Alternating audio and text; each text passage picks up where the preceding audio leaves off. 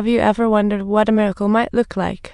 Today, we're going to talk about how to wake Mom up with a miracle.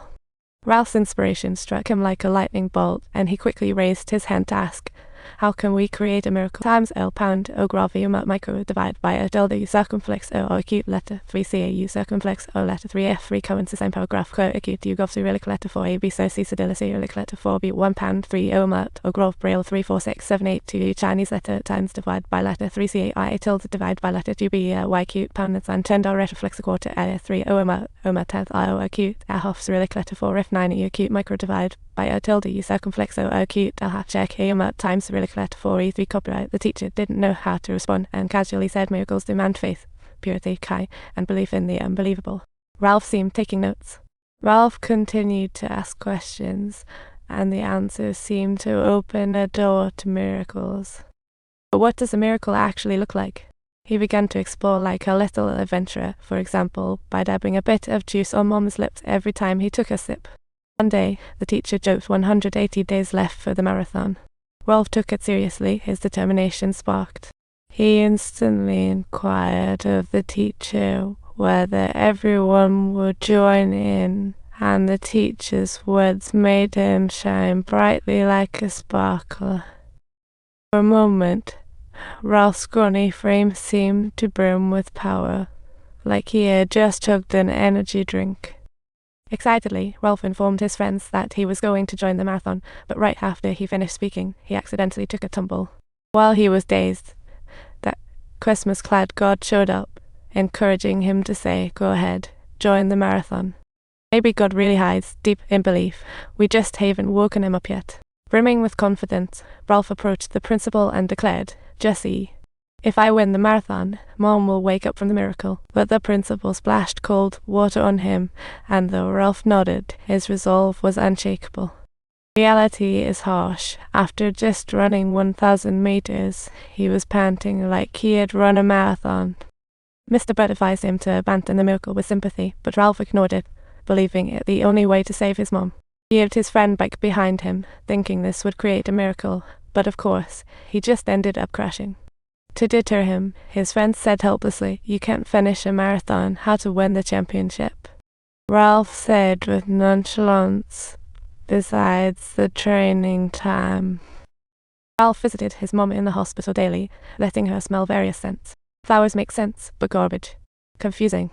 A girl he liked saw him and asked what he was doing. Ralph quickly explained, "I heard smells trigger memory.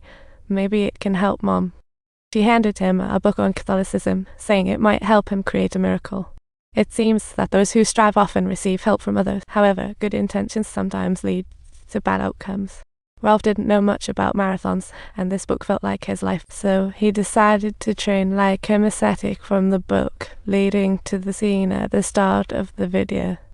He ignored the stairs and did only what he thought was right, resulting in new tumbles up the stairs and eventually fainting from exhaustion in the hospital. After knowing his story, the nurse advised him to boost stamina by joining her at the gym for scientific training and recommended some marathon books. To his surprise, he stumbled upon a photo of Mr. Burt. In the books turns out he was once a professional marathon runner. The next day, when Ralph inquired, Mr. Burt mysteriously avoided answering. After 3 months of training, Ralph confidently joined the town's stink race. Unsurprisingly, he suffered a crushing defeat. Back at the hospital, he told the nurse despondently he had lost, with just 3 months till the marathon. Yes, when you're determined to achieve something, the whole world conspires to help you.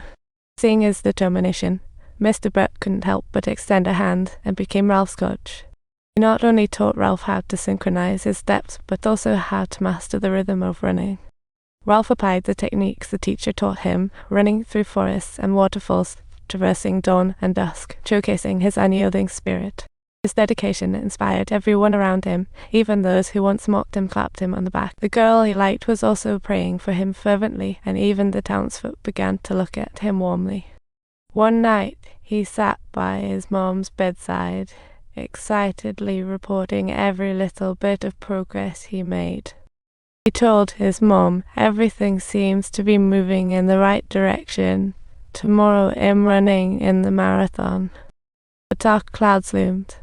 The principal found Ralph's grandma's signature was forged. His grandparents had died long ago. Principal swiftly contacted the welfare agency to arrange Ralph's placement in an orphanage, but the process would take 4 weeks, with less than a month until the marathon. Ralph started training in the rain at night, believing that a full moon would grant him infinite strength, leaving Bert in a mix of tears and laughter. No moon on a rainy night. Yet, he recorded his first lap at 14:46, leaving Bert slightly disappointed. Ralph kept running, but his pace slowed down each lap. At this rate, he had no hope of completing a marathon. When it came down to the last lap, Bert handed him the stopwatch and said, "You need to finish this lap on your own." Ralph pressed the stopwatch and dashed forward. At that moment, Bert turned back to see just how strong this kid was.